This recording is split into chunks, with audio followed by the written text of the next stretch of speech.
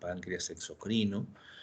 Se tuvo dificultades para poder conectarme a la plataforma, al aula virtual a través del Team, para lo cual el día de hoy vamos a tratar de realizar ambas clases, tanto páncreas exocrino como páncreas endocrino. Entonces vamos a tratar de ser bastante concisos para poder nosotros realizar ambas clases, ya que cada una de ellas pues está vinculada una a la otra, ¿no? Hablamos netamente de este órgano, ¿no? Entonces, cuando nosotros hablamos del páncreas en esta oportunidad, vamos a hablar acerca del páncreas exocrino, ¿no? Entonces, hablamos del páncreas, pues nosotros sabemos que es una glándula retroperitoneal, ¿no? La cual la vamos a encontrar localizada, ¿no? Desde, a ver, vamos a ver acá, nuestro puntero, la vamos a encontrar localizada desde la segunda porción del duodeno, ¿no? El que va a estar en contacto con la cabeza del páncreas básicamente, y se va a extender hasta el hilio esplénico, ¿no? Recordemos nosotros que el páncreas pues tiene dos componentes, tiene un componente exocrino y un componente endocrino, ¿no? Histológicamente, si nosotros recordamos las características que va a presentar este páncreas, tanto en cada uno de los dos componentes, vamos a ver que está formado por pequeños lóbulos. Y entre ellos nosotros vamos a tener que la gran mayoría de este páncreas va a estar conformado por el componente exocrino, que es el que vamos a tratar en esta oportunidad, ¿no? Y este componente exocrino va a estar formado por acinos, ¿no? Los acinos pancreáticos, ¿no? Y si nosotros recordamos histológicamente, está revestido por un epitelio especializado, ¿no? Un epitelio que está formado por células piramidales, ¿no? Con distribución de núcleos basales, ¿no? Y que estos elementos celulares pues, van a tener una característica bastante peculiar en el citoplasma. Van a presentar aquí unos gránulos decimógenos, ¿no? Característicos y típicos que en un preparado histopatológico pues le dan una coloración más basófila o ligeramente basófila, ¿no? Nosotros recordamos que en los preparados histopatológicos la característica del citoplasma en la gran mayoría de células pues son eosinófilos, ¿no? Pero estos gránulos decimógenos que están localizados en el citoplasma de estas células piramidales que revisten al acino pancreático tienen una característica bastante importante y peculiar en referencia a este componente exocrino del páncreas. ¿Por qué? Porque si nosotros recordamos y cuando vemos el páncreas exocrino, vamos a ver que este páncreas es encargado de producir enzimas, ¿no? Tiene la producción de enzimas, los cuales a través de los ductos pancreáticos, desde pequeños hasta más grandes, van a vertirse en la segunda porción del duodeno, ¿no? A través de los conductos, ¿no? El conducto principal, que es el conducto de Wilson, que se va a unir al conducto de la vía biliar, ¿no? Y en la desembocadura de la ampolla de Vater. Pero también tenemos el conducto accesorio o el conducto de Santorini, que va también a vertir en una zona o en un área bastante distinta a través también de un esfínter en la segunda porción del duodeno, pero este es un esfínter mucho más pequeño. Entonces, ¿qué es lo que va a pasar? Estos gránulos decimógenos que estábamos haciendo referencia nosotros en las células que revisten estos acinos pancreáticos tienen una característica bastante importante y peculiar. Y la pregunta que salta inmediatamente cuando yo hablo de estos componentes enzimáticos es por qué el páncreas no se lesiona a sí mismo, ¿no? Porque si tiene un componente enzimático que vierte la segunda porción del duodeno, el páncreas no se lesiona. Y no se lesiona porque tiene mecanismos de defensa o mecanismos de protección propia, como por ejemplo, las enzimas que se van a originar, básicamente no son enzimas, son proenzimas, ¿ya? Entonces, y recordemos que estas proenzimas necesitan ser activadas, ¿no? Y no son activadas en la vía pancreática dentro de las características y el funcionamiento normal, ¿no? Recuerden que estas necesitan de las tripsinas y necesitan enzimas que se van a secretar en el duodeno para recién poder ser activadas. Entonces, esas proenzimas evitan pues que nuestro páncreas se vaya a lesionar. Otro de los componentes o las características de este páncreas es que estos gránulos decimógenos pues están revestidos o están rodeados de un tejido, por decirlo, conectivo pequeñito, ¿no? Que las encapsulan y las tienen ahí dentro a estas proenzimas, ¿no? Ahora bien, eh, estas proenzimas generalmente van a tener que ser activadas, ¿no? Por las tripsinas y estas tripsinas por las enterosinasas, como ya habíamos mencionado, para que éstas puedan tener su acción básicamente lítica o su acción enzimática, por decirlo así, eh, en el intestino, o que puedan activarse para poder condicionar la lesión de este epitelio de revestimiento de estos acinos, ¿no? De otra manera, no podría originarse la lesión y es por eso que no se origina la lesión. Pero estas se pueden lesionar sí por aquellos factores que puedan determinar, pues, que esto no suceda tan así, ¿no? Y que se produzca la activación de estas proenzimas y que se produzca la liberación de algunas enzimas que puedan favorecer la activación de esas proenzimas dentro del páncreas. Porque si bien es cierto, algunas enzimas que se producen que están almacenadas en los gránulos decimógenos son proenzimas, pero recordemos que aquí también vamos a encontrar la presencia de lipasas, y esas lipasas sí pueden tener cierta acción, ¿no? Cuando nosotros condicionamos procesos obstructivos, independientemente de la causa que lo puedan originar, las lipasas van a salir y estas sí pueden lesionar y generalmente van a lesionar a el tejido adiposo peripancreático, ¿no? Y recordemos acá cuando vimos la necrosis enzimática, ¿no? Que esta producía una necrosis enzimática en el tejido adiposo peripancreático que condicionaba alteración de las estructuras de estos adipocitos, con una disminución en la eosinofilia de la membrana citoplasmática y que incluso podía lesionar algunas células acinares. Y esto favorecía la producción de calcio.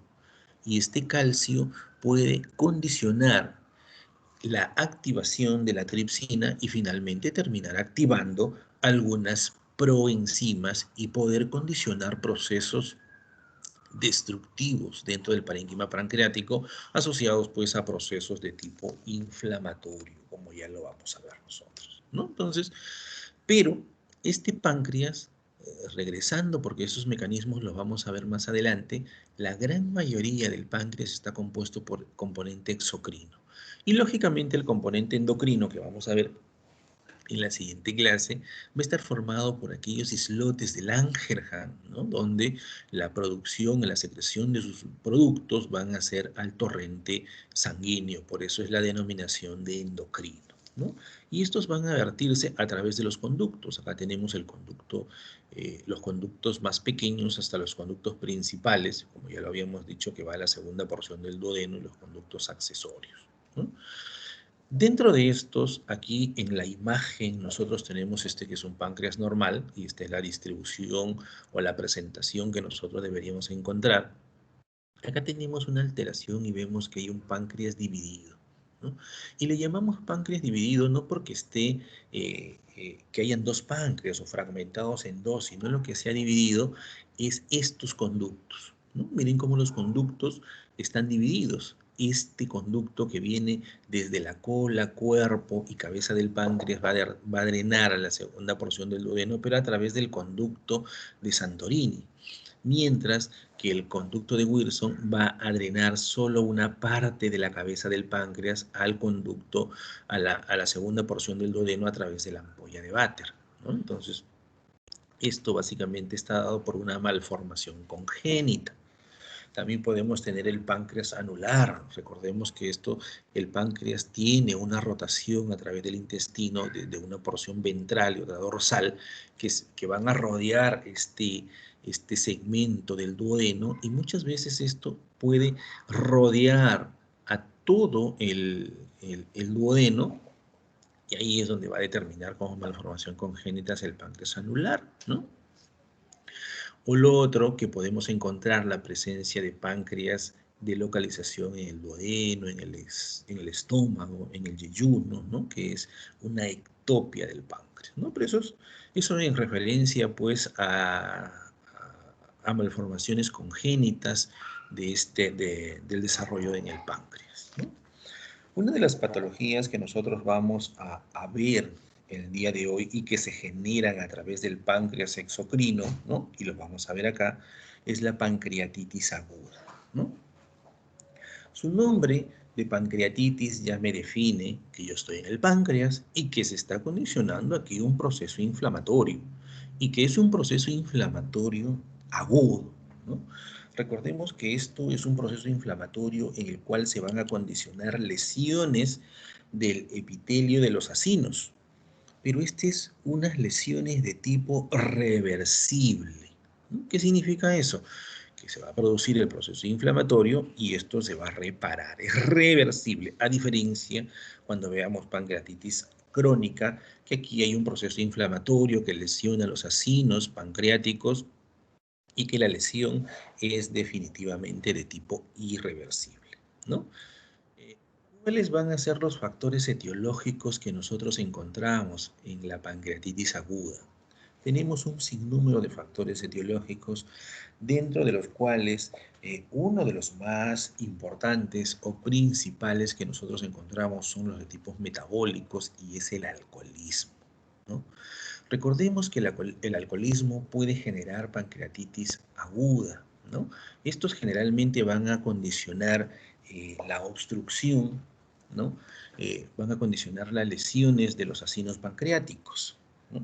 Y estos pueden lesionar a través que el alcohol va a condicionar en las células epiteliales acinares un estrés de tipo oxidativo, que este estrés oxidativo va a condicionar la aparición de los radicales libres en las células acinares, y esto va a condicionar o va a provocar una oxidación de los lípidos que conforman la membrana citoplasmática. Estos van a activar factores de transcripción, los cuales van a generar una producción de quimiosinas, y estas quimiosinas van a ser las encargadas de desencadenar un proceso inflamatorio, ¿no? Entonces, de esta manera se puede producir pues este proceso inflamatorio lesionando pues las células acinares. Ahora también la ingesta de alcohol puede provocar una constricción del esfínter de Oddi, ¿no? Provocando un proceso también obstructivo a nivel de la salida de este componente exocrino, ¿no? De la producción de los acinos pancreáticos. Tenemos también la hiperlipoproteinemia, la hipercalcemia, fármacos que nos pueden ocasionar como la satriopina, la furosemida, o la hipercalcemia, como lo hemos mencionado anteriormente, que va a condicionar la activación de la tripsina, que esta va a ser encargada de activar, de producir que esas proenzimas que producen los acinos se conviertan en enzimas y puedan terminar lesionando pues nuestro páncreas. Tenemos factores genéticos que pueden condicionar estos procesos, y aquí tenemos genes que van a participar, que son de carácter hereditario, ¿no? Que tenemos genes como el PRSC1 o el SPINK1, ¿no? Que son genes que se heredan, o efectos mecánicos. Dentro de estos, pues uno de los efectos mecánicos más importantes a generarse es una de las patologías de intervención quirúrgica muy frecuentes, ¿no? Son los cálculos biliares, ¿no? Recordemos que la desembocadura del ducto principal de Wilson se une pues a la vía biliar, y un cálculo en la vía biliar que me obstruye la salida del esfínter de Oddi va a evitar pues que la producción de nuestro páncreas exocrino se pueda vertir en la segunda porción del duodeno y desencadenar pues este proceso inflamatorio agudo en el páncreas. Efectos traumáticos, lesiones iatrogénicas como lesiones quirúrgicas, técnicas endoscópicas o inyecciones de contrastes. Tenemos factores de tipo metabólico como el shock, la ateroembolia o las vasculitis o procesos infecciosos como nosotros los vemos que es la parotiditis, ¿no? Pueden generar este tipo de patologías. En cuanto a la patogénesis, nosotros vemos que se van a producir edema de tipo intersticial. Definitivamente los procesos inflamatorios y inflamatorios agudos, como ya nosotros sabemos, están relacionados a vasodilataciones y que definitivamente van a provocar un edema intersticial. Pueden condicionar isquemia, lesiones de las células acinares, que es el mecanismo que va a generar este proceso, y definitivamente puede producirse activaciones enzimáticas. Y yo puedo encontrar inflamación, puedo encontrar proteólisis, se puede generar necrosis, ¿no? Como ya lo hemos visto, porque las enzimas o las lipasas básicamente pueden salir a la grasa peripancreática y provocar necrosis grasas o condicionar áreas de hemorragia, ¿no? Que estas nosotros las podemos ver, estas áreas de hemorragia, incluso hasta la macroscopía en el páncreas, ¿no? La significación clínica, estas van a provocar un dolor que se va a irradiar a la espalda, que es la manifestación clínica localizada, produciéndome un abdomen agudo, ¿no? Van a producir un shock, van a condicionar la elevación de la amilasa en 24 horas, básicamente, y de la lipasa en unas 72 a 96 horas. Y esta patología puede llevar incluso hasta producir la muerte en un 20 a 40% de los pacientes. Dentro de la morfología, definitivamente en un proceso inflamatorio agudo que va a condicionar activación de enzimas, yo puedo encontrar una destrucción proteolítica del parénquima, ¿no? Es lo que se puede encontrar. Una necrosis de los vasos condicionando áreas de hemorragia, ¿no? Necrosis grasa, que ya lo hemos visto, aunado pues a un proceso inflamatorio agudo, ¿no? Y la unión de enzimas, grasas y calcio que van a formar los famosos jabones. Muy bien. Mira, ¿y alfa? En la saponificación, ¿no? Acá tenemos las causas y los mecanismos que nos pueden llevar, por ejemplo, a la producción de una pancreatitis aguda. Y aquí tenemos los procesos obstructivos, como ya los hemos visto, ¿no? Los cálculos en las vías biliares, la obstrucción de la ampolla, alcoholismo crónico, concreciones ductales, que van a llevar a producir edema, alteraciones en el flujo y van a producir isquemia, condicionando lesiones de las células acinares, ¿no? Una vez que se lesionan, las células acinares se liberan y se produce la activación por mecanismos de estas proenzimas. O la otra vía son lesiones de células acinares, ¿no? También el alcohol, los fármacos, traumatismos, isquemias pueden condicionar la liberación de proenzimas, ¿no? Dentro del citoplasma de las células y las hidrolasas lisosómicas que van a activar algunas enzimas para producirme lesión en las células acinares.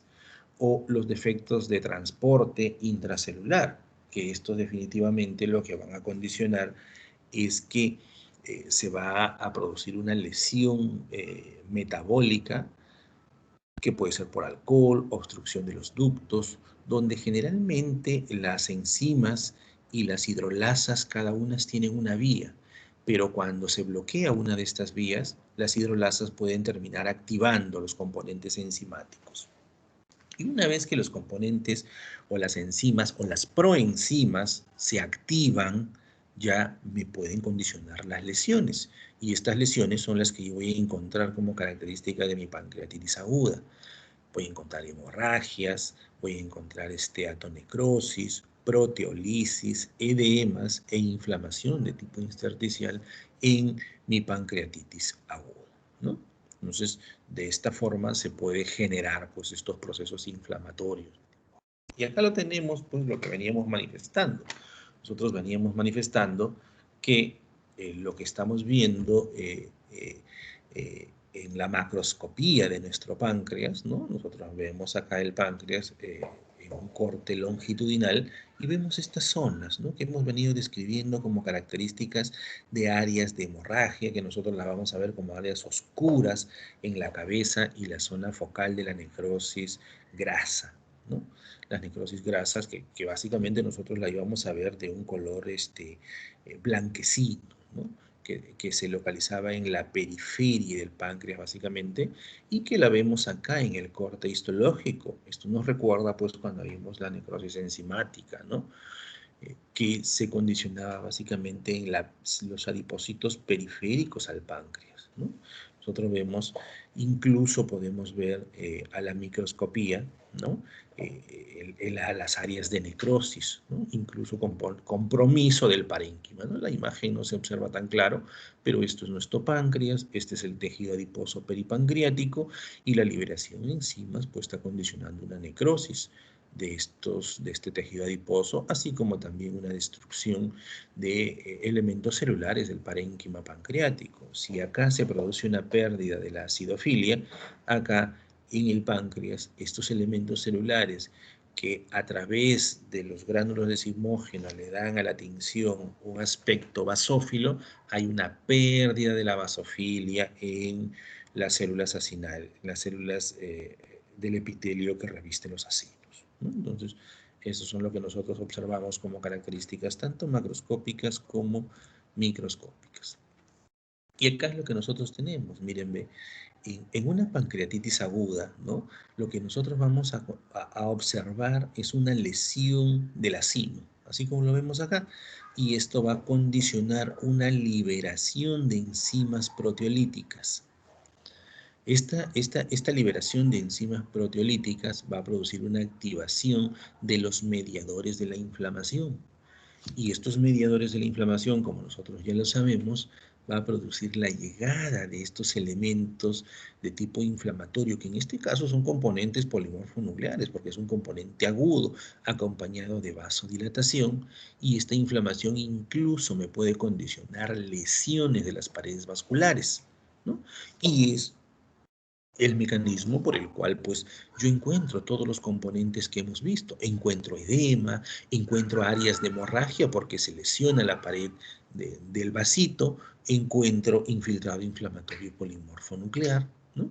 Encuentro proteolisis porque hay una lisis de estos a través de estas enzimas de los acinos, ¿no? De los acinos pancreáticos, y recordemos que en los procesos inflamatorios agudos generalmente lo que se va a producir es una resolución completa de la lesión.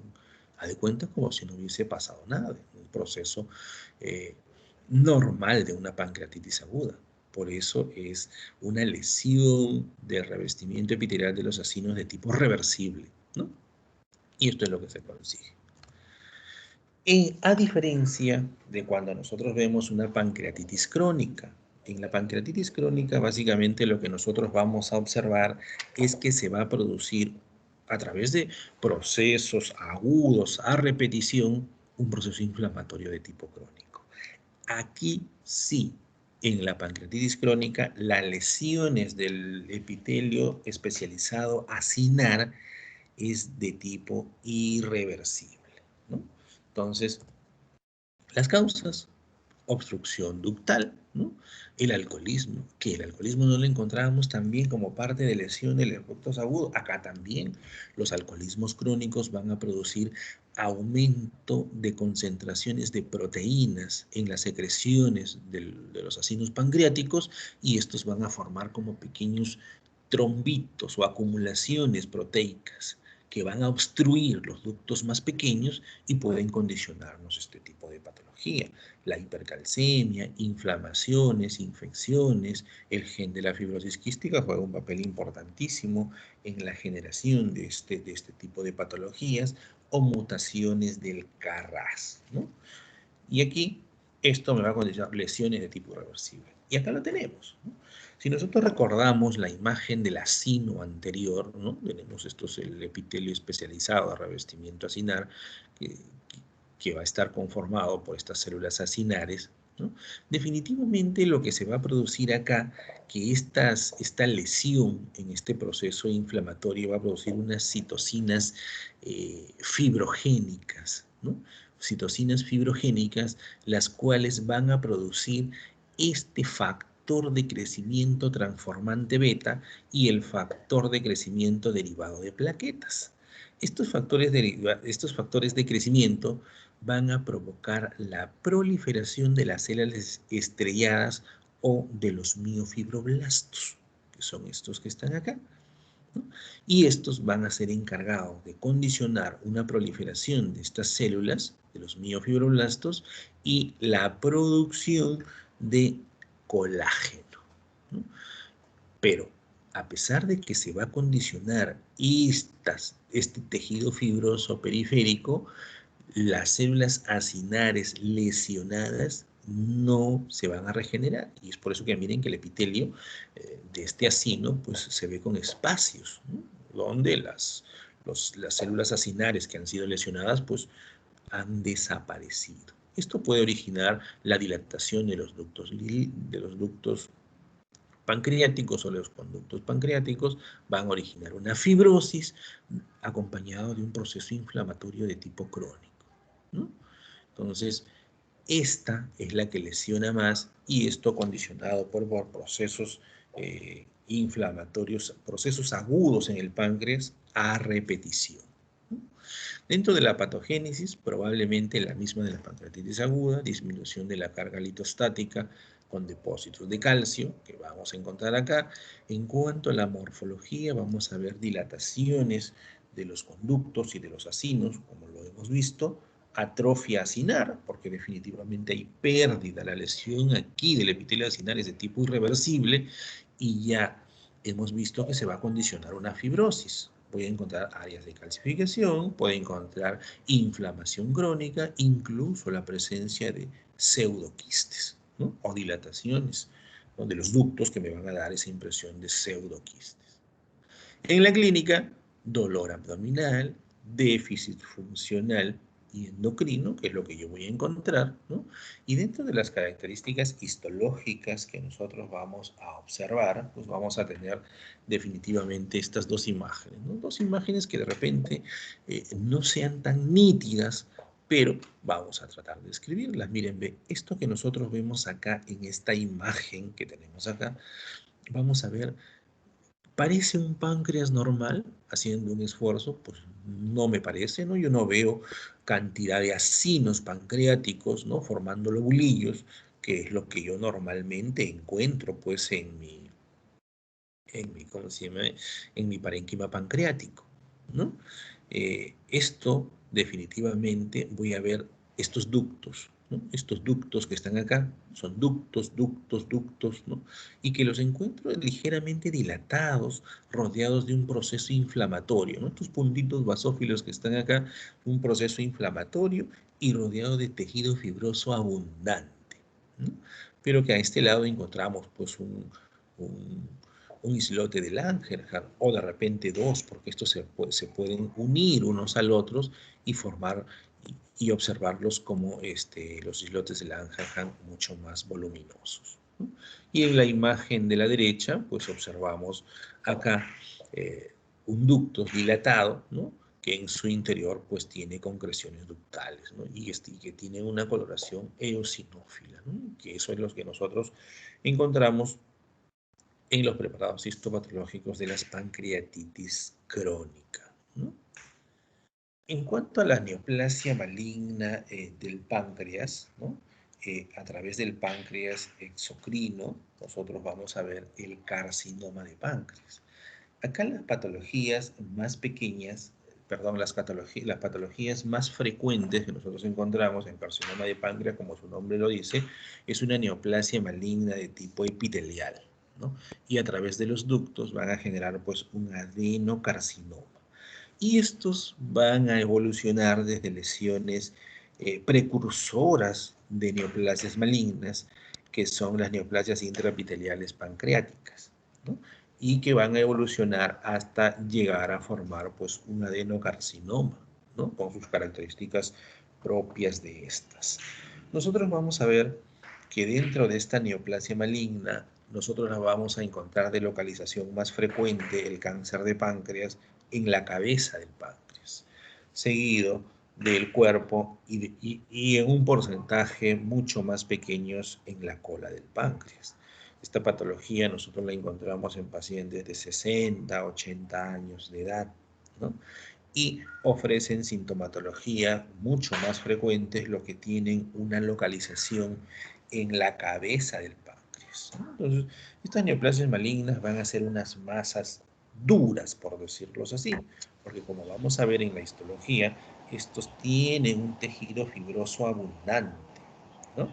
Tienen una morfología o una forma, por decirlo así, de bordes irregulares, de una coloración en la macroscopía blanco-grisácea, por decirlo así, y como toda neoplasia maligna, sus bordes no son bien definidos, ¿no? No son bien definidos. Acá tenemos pues la susceptibilidad en el 10% de los casos, asociados generalmente a procesos, a pancreatitis crónica, porque pueden ocasionar procesos obstructivos también, ¿no? Generalmente en personas mayores, como ya lo hemos manifestado, más frecuente en varones, ¿no? Eh, más común en la cabeza del páncreas. La zona de localización más frecuente es en la cabeza del páncreas y puede terminar provocando obstrucción biliar. Cuando esto está en cuerpo o en cola, puede tardar mucho o no presenta la sintomatología propia, ¿no? Del proceso obstructivo que me va a condicionar la localización en la cabeza del páncreas, ¿no? Acá tenemos cómo se va a generar la neoplasia maligna en el revestimiento de los ductos pancreáticos, ¿no? Entonces miren cómo desde el lado de la izquierda, donde encontramos el epitelio normal, va a ir evolucionando hasta encontrar pues un carcinoma infiltrante, ¿no? Ahora, cuando nosotros observamos este epitelio normal, ¿no? Decimos que no hay neoplasia. O cuando observamos este carcinoma infiltrante con características citológicas, pues no propias que ya conocemos de las neoplasias malignas, como un desorden generalizado, una estratificación, núcleos grandes, pequeños, etcétera, etcétera, etcétera, una neoplasia maligna bastante frecuente. El problema y el detalle viene cuando nosotros recibimos muestras en estos estadios, ¿no? En estos estadios, ¿no? Que son el PAIN 1, PAIN 2, o neoplasias intraepiteliales pancreáticas, o PAIN 3, ¿no? Recordemos nosotros desde el epitelio normal, ¿no? Generalmente en el ejercicio de nuestra práctica nosotros venimos observando que en biopsias pancreáticas con masas pancreáticas por evaluación de tomografía, ¿no? Se observan algunas masas o lesiones tipo quísticas en el páncreas. La biopsia que llega a nuestro servicio, nosotros encontramos, por ejemplo, este tipo de biopsia en esas lesiones. Ahora, este tipo de biopsia nosotros encontramos unas células cilíndricas, alargadas, de distribución basal, ¿no? Si bien es cierto, son lesiones precursoras de neoplasias malignas, pero no podemos atrevernos a decir que sea un cáncer, ¿no? O podemos encontrar estas de acá también, que está en un PAIN 1 de tipo B, ¿no? Cuando ya encontramos este tipo de lesiones, ¿no? Son mucho más sencillas, o en el PAIN 3, pero cuando encontramos este tipo de neoplasias intraepiteliales pancreáticas 1A, y lo encontramos con bastante frecuencia, lo que nosotros hacemos es una descripción de las características citológicas y estructurales de la biopsia, y lo informamos porque no podemos decir que esto es un cáncer. Entonces la controversia que pasa, pero es una masa que está creciendo, es un cáncer. Pero cuando nosotros hablamos de una neoplasia intraepitelial pancreática, ¿no? Esto se va a generar, van a producirse ya cambios en los cuales nosotros, tantos en el tipo 1, vamos a encontrar acortamientos de los telómeros. Este acortamiento de los telómeros que está relacionado directamente con el envejecimiento celular, ¿no? Asociados pues a mutaciones activadoras del KRAS, los cuales van a condicionar, ¿no?, que genes supresores tumorales se inactiven, como el gen del CDKN2A, y ya me condicionan alteraciones citológicas y miren, y estructurales mucho más evidentes y relacionadas a los cambios neoplásicos del carcinoma, pero que todavía estamos en una neoplasia intraepitelial pancreática 2, o que estas cuando se asocian a la inactivación del gen supresor TP53 o el SMAD4 o el BRCA2, ¿no? Ya la atipia citológica es mucho, mucho más evidente, ¿no? Y cómo se va produciendo esta evolución de este carcinoma, ¿no? Como lo hemos visto básicamente a nivel del colon, ¿no? Que se iba produciendo por mutaciones sucesivas y que finalmente se transformaba en un carcinoma infiltrante, ¿no?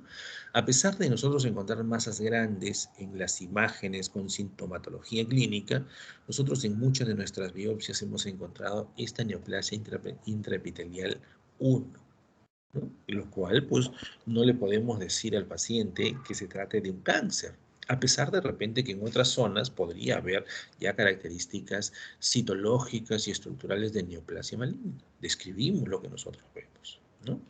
Existen controversias en cuanto a la clínica muchas veces y a las imágenes, ¿no? Pero nosotros lo que tenemos que hacer es informar lo que observamos. En cuanto a la macroscopía, ya hemos más o menos mencionado algunas características macroscópicas de este tipo de neoplasia maligna. Y como característica de la neoplasia maligna son mal delimitados, ¿no? Que es una característica propia de las neoplasias malignas, no solamente en el páncreas. Tienen un color amarillento, ¿no? Algunas literaturas dicen blanco grisáceo, ¿no?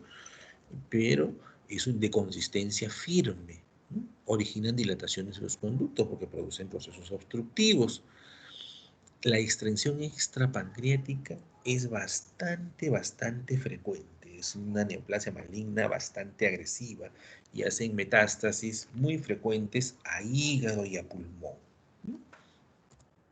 En cuanto a la microscopía, las características microscópicas que nosotros encontramos es un adenocarcinoma de páncreas, encontramos glándulas, podemos encontrar papilas como hemos visto en la imagen de generación de la neoplasia maligna a través de las neoplasias intraepiteliales pancreáticas, marcadores de reacción del estroma, ¿no? Una marcada reacción del estroma, que es el tejido fibroso abundante que le da esa consistencia firme a esta tumoración. Una de las características bastante frecuentes a encontrar en esta neoplasia maligna es que la neoplasia maligna está generalmente rodeando a los filetes nerviosos y yo encuentro aquí una invasión perineural. Puedo encontrar adenocarcinomas diferenciados y poco diferenciados. Dentro de los de medianamente diferenciados o los poco diferenciados, con bastante facilidad se hace el diagnóstico. Los bien diferenciados a veces originan cierta dificultad en ojos no muy bien entrenados, ¿no? Pero hay que ver las características estructurales de estas neoplasias malignas, ¿no? Los bien diferenciados precisan DD con pancreatitis crónica. ¿Qué significa? Que hay que hacer el diagnóstico diferencial, pues con una pancreatitis crónica, porque el bien diferenciado va a tener estructuras tubulares o ductales muy parecidas a las normales, pero asociado a un proceso inflamatorio crónico. Entonces, bien hay que hacer ese diagnóstico diferencial entre ellos. Los marcadores de la inmunistoquímica que nos pueden ayudar son la esquelatina, el EMA, el CEA o el CA19-9, que nos ayudan a definir una neoplasia maligna a este nivel. Dentro de las características moleculares hay mutaciones del HER, NEU, del P53 o del KRAS. En cuanto a la significación clínica, hacen metástasis con mucha facilidad, como hemos dicho, a hígado, a pulmón, a ganglios linfáticos regionales, al peritoneo. El tratamiento es definitivamente quirúrgico y la supervivencia no es muy buena, 5 años, menor del 5%. O sea, un cáncer de páncreas es bastante agresivo. En las imágenes acá mostramos pues este cáncer de páncreas, vemos pues una imagen macroscópica de un páncreas donde vemos, mírenme, el ducto normal, esta zona vemos una lesión de tipo blanquecina, irregular, el cual está condicionando, miren que el ducto está como estenosado, que ha disminuido su volumen y que en esta otra parte aquí, donde ya se ve el borde, como que se dilata, ¿no? Se dilata, el proceso obstructivo provoca una dilatación hacia el otro extremo. Y en las características histológicas, eso es lo que nosotros observamos. Miren, estas son estructuras glandulares, estructuras glandulares, estructuras glandulares, pero la gran mayoría de esta neoplasia maligna, todo esto que está, es un tejido fibroso, ¿no? El estroma es bastante evidente, formado por tejido fibroso que le da, como le decimos, esa consistencia dura y que se logra observar macroscópicamente como este tejido de color blanquecino, ¿no? Consistencia firme. Acá tenemos pues un preparado histopatológico en el cual nosotros, por ejemplo, miren, observamos en esta zona, acá están, miren, los islotes de Langerhans, estos son los islotes, acá tengo otro islote, estos son los acinos pancreáticos, pero en esta zona se ve totalmente diferente. Miren este estroma, miren cómo acá hay estroma, estroma, estroma, estroma, estroma, estroma. Eso no es normal que encontremos en un parénquima pancreático, ¿no? Páncreas, que viene del griego páncreas, que significa sin hueso, o puro carne, ¿no? Por decirlo así. Y aquí estoy viendo tejido fibroso, ¿no? Abundante, que es una de las características propias de las neoplasias malignas. ¿Y qué es lo que vamos a hacer? Este es un estroma, estas son células tumorales a este nivel que no se logran precisar, pero si nosotros pasamos a mayor aumento, que es esta zona, acá vemos, mírenme, las estructuras glandulares, ¿no? Acá están, con alteración estructural, a pesar de que, por ejemplo, a menor aumento yo veo acá que son células cilíndricas, de distribución aparentemente en esta zona, por ejemplo, distribución basal, pero que tienen un componente necrótico intragranular, así como a este nivel, ¿no? Y todo esto es la neoplasia maligna, el tumor. Todo esto que se observa acá es tejido fibroso o la reacción desmoplásica propia de la tumoración en el cáncer de páncreas, ¿no? Ahí está, miren, todo esto es el componente de esta neoplasia maligna a este nivel, ¿no? Nos seguimos aproximando y ya muy de cerca a 40x de estas características y citológicas, ya podremos decir, del revestimiento epitelial de estos ductos. Ya vemos las características del pleomorfismo nuclear, alteración en la polaridad de los núcleos, núcleos grandes, pequeños, hipercromasia, ¿no? Todas las características citológicas contundentes en una neoplasia maligna, ¿no? Miren las glándulas, acá observamos las glándulas con un revestimiento epitelial atípico. Miren esta glándula con características o alteraciones estructurales de estas glándulas, ¿no? Y la reacción fibrosa o desmoplásica periférica y muchas veces asociados a infiltrados inflamatorios de tipo crónico, ¿no? Es por eso que si este fuera un adenocarcinoma bien diferenciado, donde las glándulas o las características citológicas son bien parecidas a la citología ductal normal, pues yo tendría que hacer nuestro DD, nuestro diagnóstico diferencial con una pancreatitis crónica, ¿no?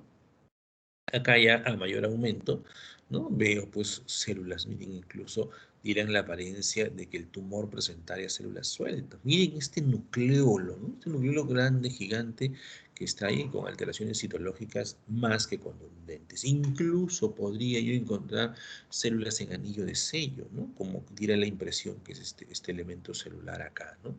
Y este es si encuentro estructuras glandulares de un adenocarcinoma medianamente diferenciado. Miren la característica nuclear de esto: hipercromático, membrana nuclear de tipo irregular, la presencia de macronucleolos contundente para una neoplasia maligna, ¿no? Este ya no es la misma muestra anterior, ese es otro tipo de muestra, donde encontramos pues nosotros el adenocarcinoma que presenta cierta diferenciación escamosa en esta zona, ¿no? y la presentamos para ver, y porque se define con la tinción en la coloración de hematoxilina y eosina, logra diferenciar o definir con mayor claridad la tinción del tejido fibroso o la reacción desmoplásica que acontece pues, en esta neoplasia maligna, que es el carcinoma de páncreas, o el mejor llamado adenocarcinoma de páncreas, una patología de pronóstico malo. Esa es en referencia a la presentación en referencia al páncreas exocrino. Ahora inmediatamente voy a pasar a presentar la otra presentación, que es el páncreas endocrino, ¿no? A ver si lo podemos hacer de una manera rápida. Acá lo tenemos, es esta de acá. Vamos a pasar a compartirlo. Acá lo tenemos. Acá está. Ahí está. ¿No? Entonces, la otra contraparte del páncreas endocrino, así como tenemos pues que los acinos pancreáticos producen enzimas a la segunda porción del duodeno para ayudar a la digestión, habíamos hecho referencia que en nuestra histología teníamos pues nuestros islotes de Langerhans.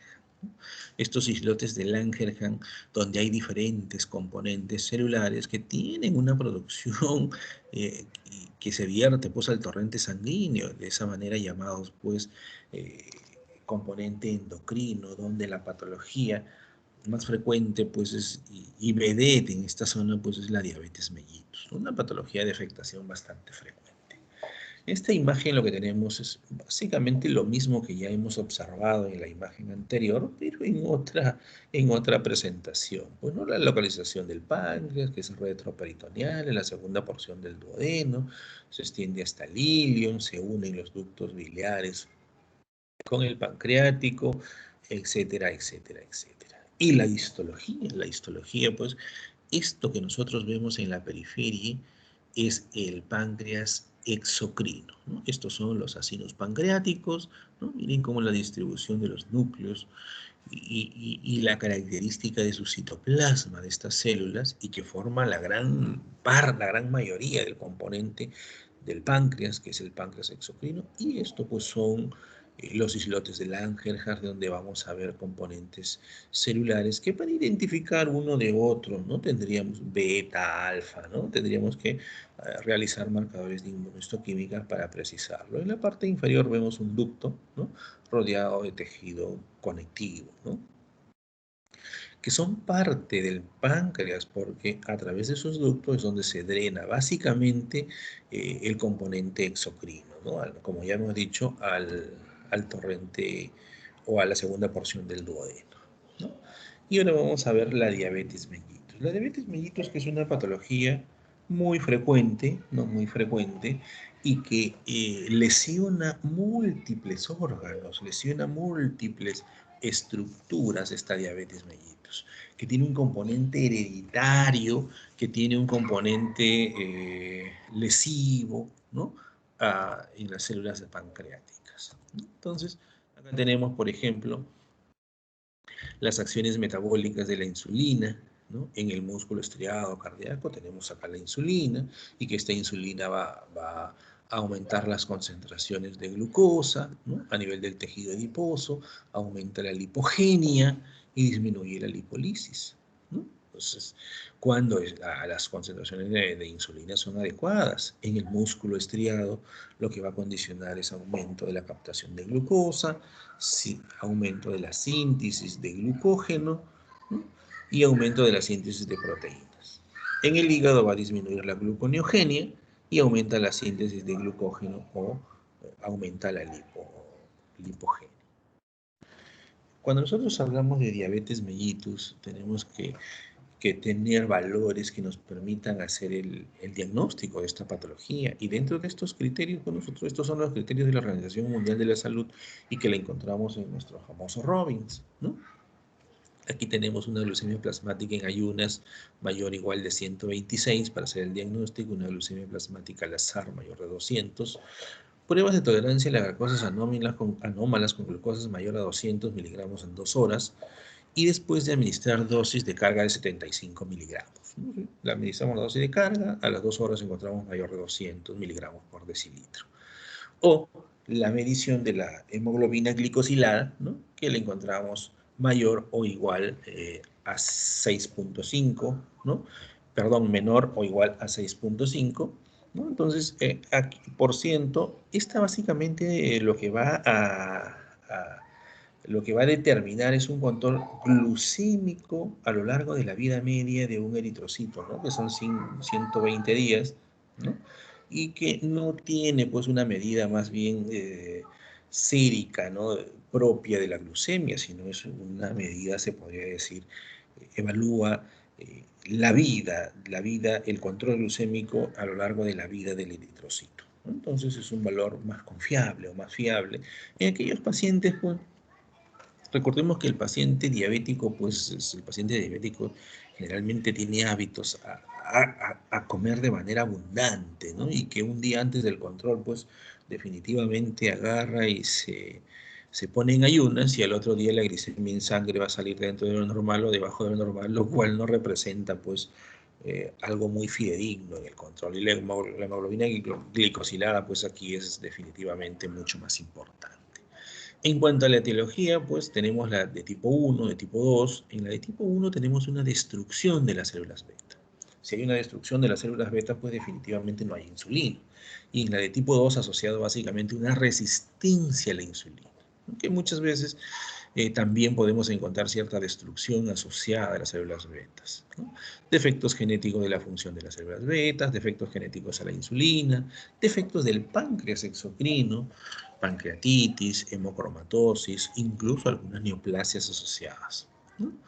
En cuanto a la etiología, son endocrinopatías, y aquí encontramos asociados a Cushing, glucagonomas, hipertiroidismos, procesos infecciosos como el citomegalovirus, o fármacos como los glucocorticoides que pueden condicionarnos, hormonas tiroideas, síndromes genéticos como Down, Turner, Klinefelter, o la diabetes mellito de tipo gestacional, ¿no?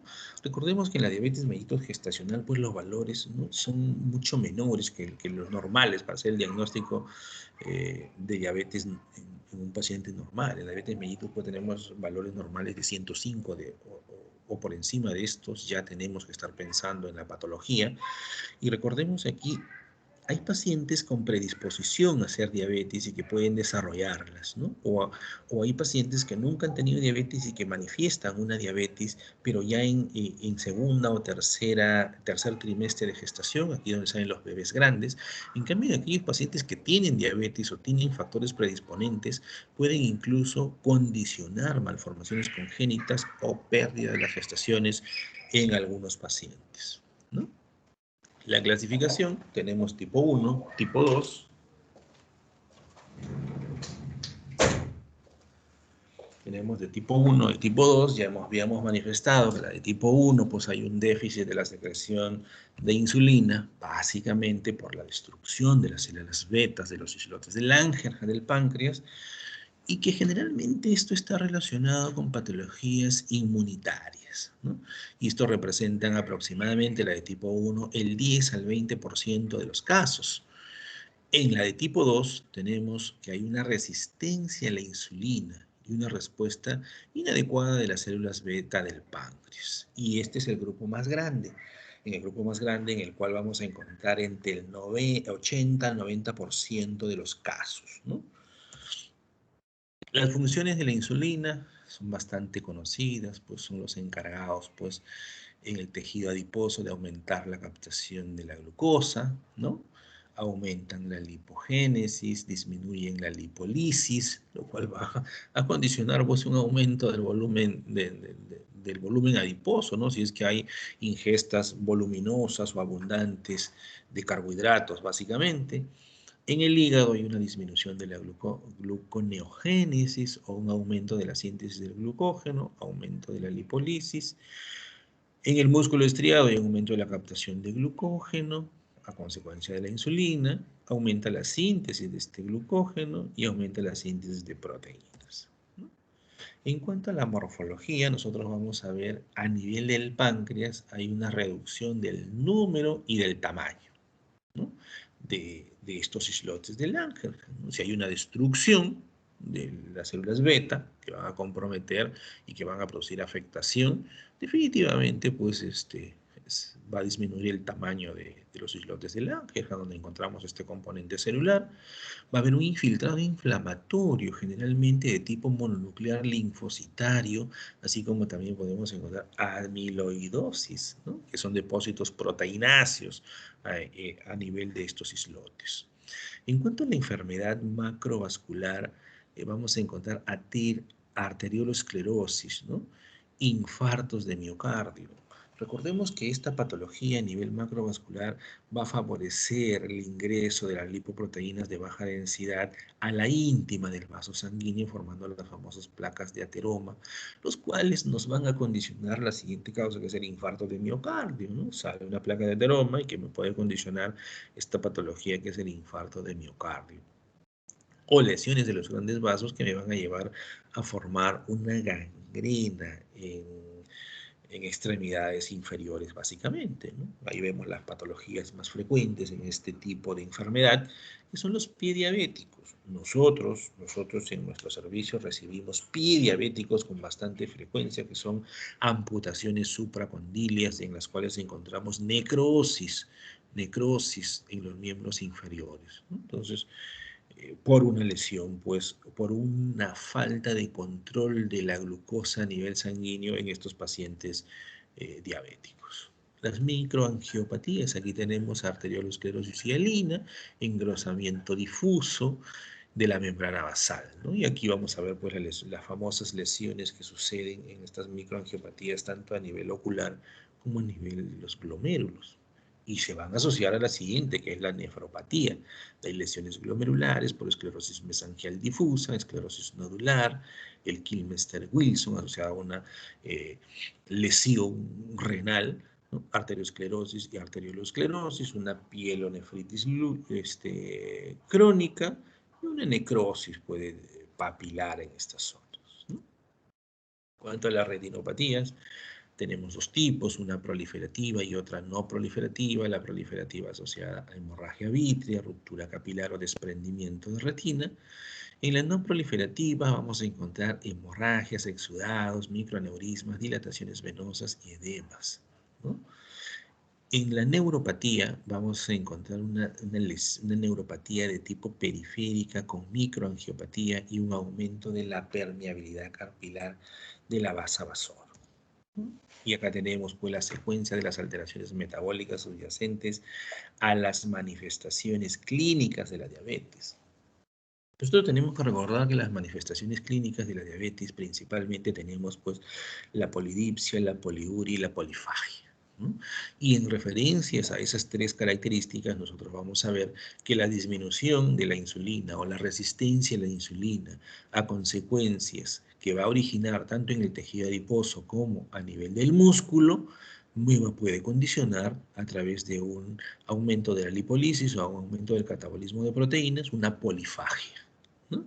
Y que este mismo acontecimiento, que es el déficit de la insulina, me puede condicionar un exceso de glucagón y esto me va a condicionar una hiperglucemia que a nivel renal, ¿no? Que a nivel renal acompañado o con el aporte de una cetogenia a través de la polifagia que me condiciona a nivel del hígado, va a condicionar cetoacidosis y esto me puede provocar cetonuria, glucosuria.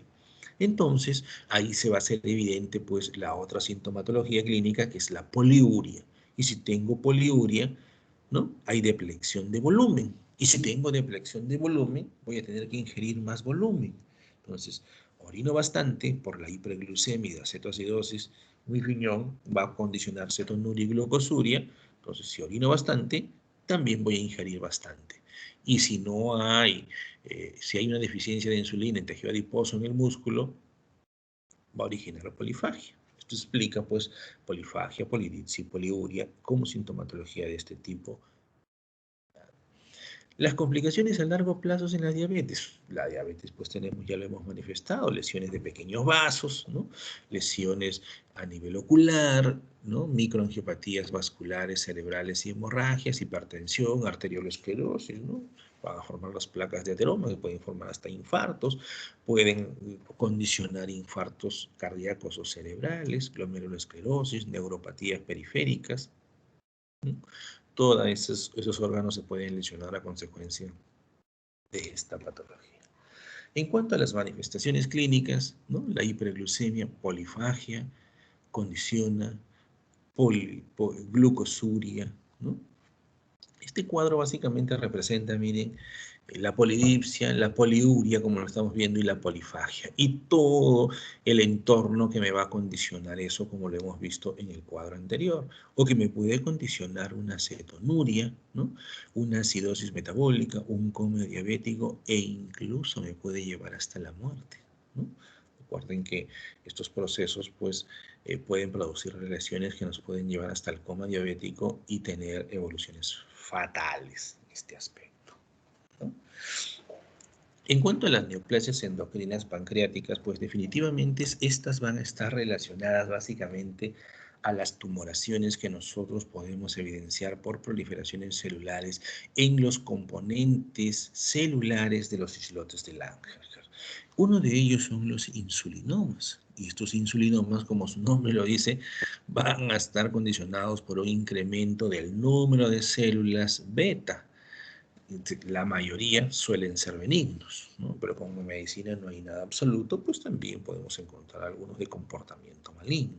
Se localizan con más frecuencia en el interior del páncreas, los solitarios son nódulos de menor de 2 centímetros, son encapsulados básicamente, son pálidos o rojos marrones, ¿no? Microscópicamente se parecen a los islotes, a unos islotes gigantes, ¿no? Que van a producir básicamente insulina, ¿no? Presentan acumulación de amiloide, ¿no? A nivel de los islotes, de islotes pancreáticos, ¿no? Entonces, estos, así como hay solitarios, ¿no? También hay múltiples, así como son generalmente benignos, también tenemos en pequeños porcentajes que pueden tener compromisos o un comportamiento. En cuanto a los gastrinomas, aquí voy a encontrar una hipersecreción exagerada de gastrina, ¿no? Y el triángulo del gastrinoma está determinado por estos componentes tanto en el duodeno, las partes blandas del páncreas y las partes blandas del páncreas, así como en el páncreas. Aquí tenemos los tres que forman la triada del gastrinoma. La mayoría, más del 50% son localmente invasivos y o metástasis, o hacen metástasis en el momento del diagnóstico, ¿no?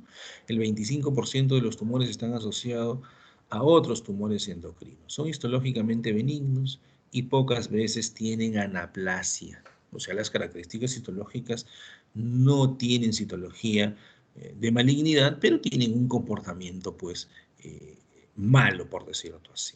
El 30% se inicia básicamente con diarrea. La diarrea es una de las características que lo podemos encontrar en el 50% de los pacientes con gastrinomas. Inician el 30% con esta sintomatología. Los somatostatinomas se asocian a diabetes mellitus, vamos a encontrar colelitiasis, esteatorrea e hipercloridria. Son difíciles de localizar antes de la cirugía.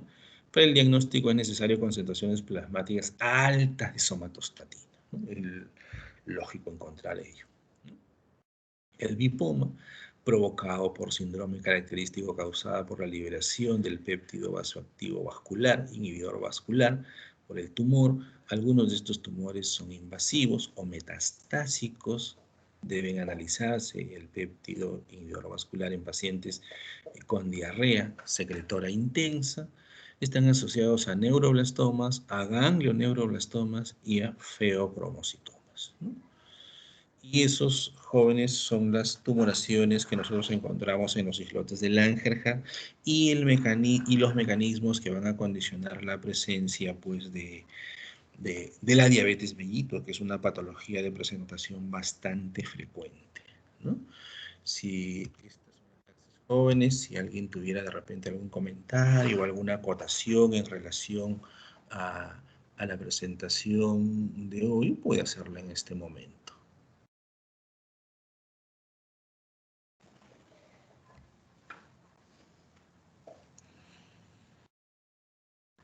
Bueno, al parecer... Doctor, Sí, buenas sí. tardes. Disculpe una Buenas tardes. consulta. Sí, ¿Cuál? Reilly, ¿no?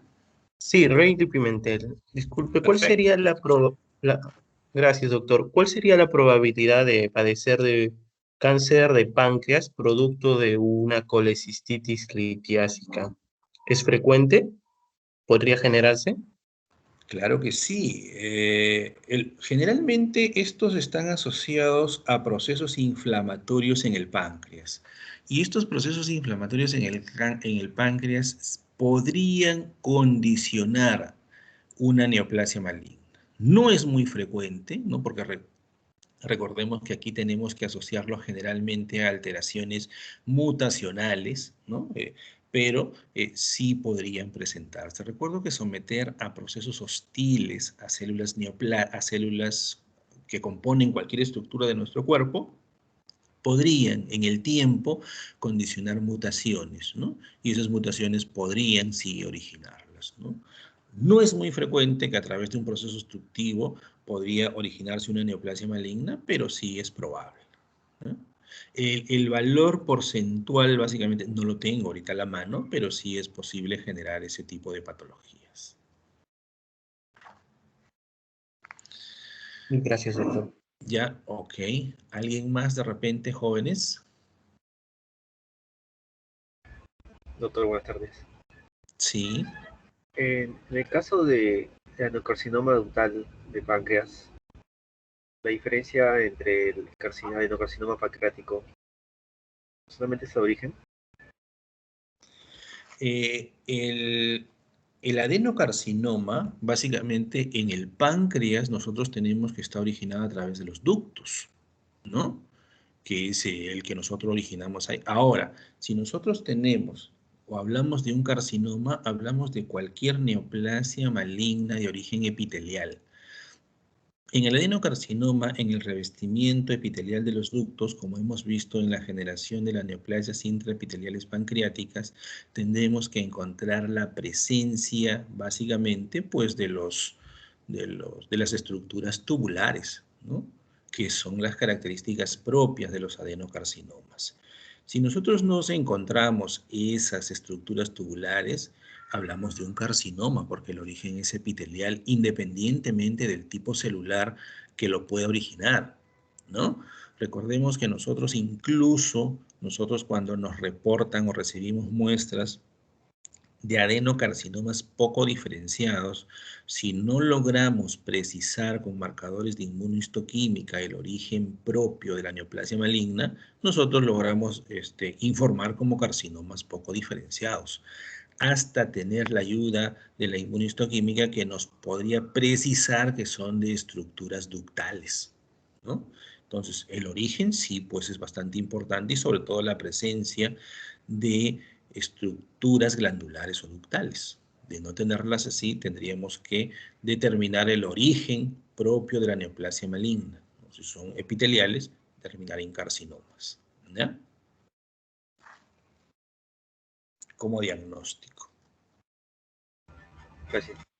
Ya, perfecto. No sé si alguien más tendría. Recordemos que incluso los acinos, el epitelio de los acinos pancreáticos, pues también tienen un origen, son epitelio especializado, ¿no? Y como condiciones especializadas podríamos estar en relación a un carcinoma en neoplasias malignas, si se generaran, lógicamente, pero los adenocarcinomas básicamente tienen su origen en la proliferación del revestimiento epitelial de los ductos, ¿ya?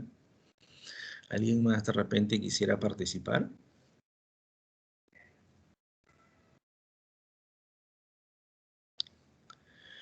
Bueno, jóvenes, he querido hacer de resumen la presentación del páncreas, tanto en el componente endocrino como exocrino, ¿no? Entonces, con esto completamos tanto la clase de páncreas exocrino como endocrino, ¿ya? Entonces, damos por culminado el desarrollo de la